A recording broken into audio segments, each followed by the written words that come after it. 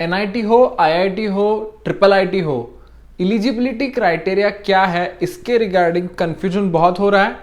महाराष्ट्र का सीईटी के through eligibility criteria complete नहीं हो रहा है, तो उसका जो क्लॉज मैंने बताना चाहा वो क्लियर नहीं हो रहा है। तो इसके रिगार्डिंग ही ये वीडियो बना रहा हूं। शायद से इसमें आपको सारे डाउट्स क्लियर हो जाएंगे कि आपके लिए exact eligibility criteria for engineering क्या रहेगा।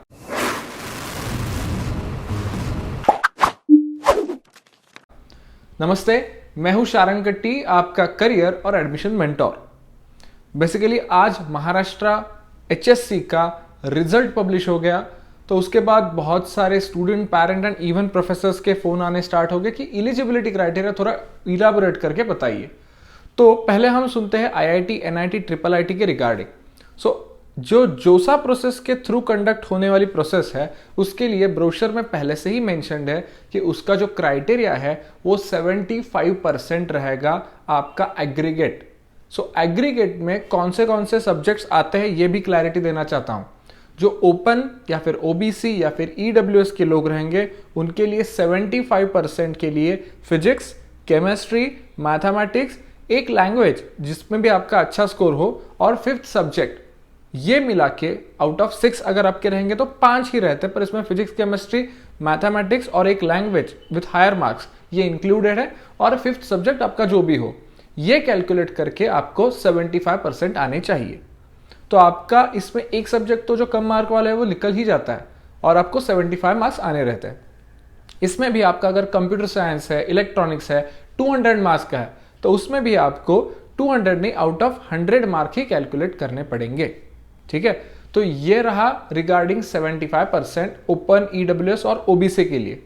अगर आप एससी एसटी में या फिर हैंडीकैप में बिलोंग करते हो तो ये थोड़ा रिलैक्सेशन है 65% तक का। तो यही सारा क्राइटेरिया ऐसे ही कैलकुलेट करना है और आपको अगर 65 प्लस आ रहा है देन यू आर एलिजिबल। उसमें और एक क्लॉज है कि अगर आपका 65, 75 आ रहा है इस 5 सब्जेक्ट को कंसिडर करने के बाद भी, तो 20 परसेंटाइल ऑफ अ स्टेट। तो महाराष्ट्र स्टेट ने तो अभी तक 20 परसेंटाइल, मतलब परसेंटाइल कैसे कैलकुलेट करते हैं, जितने लोग बैठते हैं उसमें से पहले 20%, मतलब वो आएंगे, रैंक रहता है ऑफ कोर्स वो, तो 20 परसेंटाइल जो भी लोग रहेंगे उसके लिस्ट में हमारा नाम आ रहा है, देन हम एलिजिबल हो सकते हैं। ये एक एडिशनल क्लॉज आया है। तो वो 20 परसेंटाइल मतलब कितना, ये जब महाराष्ट्र बोर्ड या फिर जेई के वेबसाइट पे पब्लिश हो जाएगा फॉर महाराष्ट्र स्टूडेंट, तो हम एक क्राइटेरिया चेक कर सकते हैं कि इवन 73, 72 ऐसे परसेंट पे हम एलिजिबल हो रहे हैं क्या। तो वो थोड़ा सा रिलैक्सेशन 20 परसेंटाइल के हिसाब से ओपन, ईडब्ल्यूएस और ओबीसी को मिल सकता है।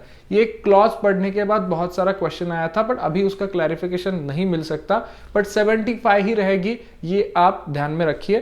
75% इसमें कुछ चेंजेस आते हैं तो डेफिनेटली हम उसका अपडेट आपको दे पाएंगे।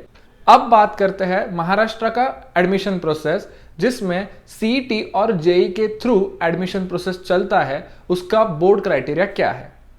पहले 2-3 साल पहले डेफिनेटली पीसीएम, ये 3 सब्जेक्ट के मार्क मिला के 50% होते थे, पर ये 3 साल से ओपन मेरिट के लिए 45% डिक्लेयर हो चुके हैं।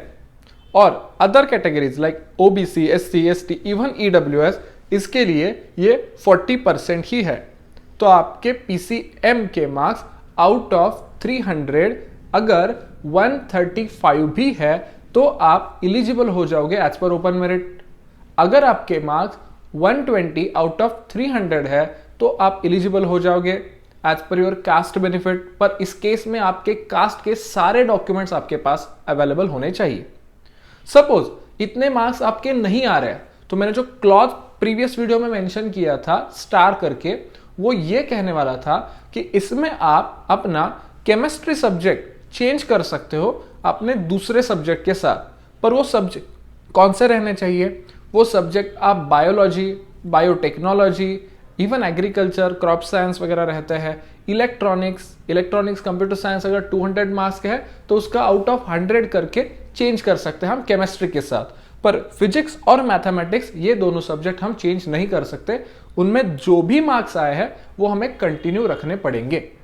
तो ये 2 फिजिक्स और मैथमेटिक्स प्लस केमिस्ट्री को रिप्लेस करके आउट ऑफ 100 जो हमारा इस सब्जेक्ट में से आईटी भी चलेगा, टेक्निकल भी चलेगा, सब्जेक्ट आएंगे, तो अगर इन तीनों का मिला के अगर total for open merit student 135 plus बन रहा है, देन यू आर एलिजिबल।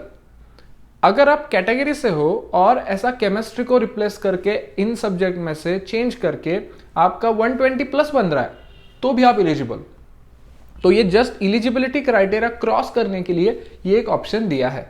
सो ये बोर्ड की एलिजिबिलिटी बहुत बार फॉर जोसा प्रोसेस ऑल्सो और फॉर जैसे कि महाराष्ट्र प्रोसेस ऑल्सो तंग कर रही है। तो इसका सॉल्यूशन थोड़ा सिंपल लैंग्वेज में बताने के लिए मैंने ट्राई किया। बाकी MIT हो, VIT हो, मणिपाल हो, इनके जो क्राइटेरियाज रहेंगे वो तो 60, 50 वो मेंशन्ड ही है। परसेंट के हिसाब से उनको वहाँ पे वैसे ही स्टूडेंट चाहिए, वहाँ पे कॉम्प्रोमाइज़ नहीं हो सकता।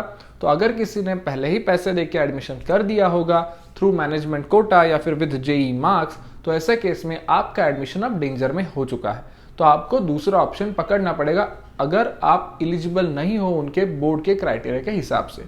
सो मुझे लगता है ये इंफॉर्मेशन आपके लिए इंपॉर्टेंट है। ये इंफॉर्मेशन आपके बहुत सारे दोस्तों के लिए और उनके पेरेंट्स के लिए भी इंपॉर्टेंट है। तो इसको ज़्यादा से ज़्यादा शेयर कीजिए। अगर ये वीडियो अच्छा लगता है तो एक लाइक कर दीजिए और हमारे चैनल को सब्सक्राइब करना मत भूलिए, ताकि आपको ये सारे अपडेट्स ऐसे ही मिलते रहे। आपको ऐसे ही इंपॉर्टेंट टॉपिक्स पे मैं वीडियो डेफिनेटली बनाते रहूँगा। आपको भी कुछ टॉपिक्स में वीडियो चाहिए तो कमेंट बॉक्स में मेंशन करना ना भूले और हमारा अस्मी इंजीनियरिंग ये टेलीग्राम ग्रुप डेफिनेटली ज्वाइन कीजिए। मिलते हैं नेक्स्ट वीडियो में, तब तक के लिए धन्यवाद।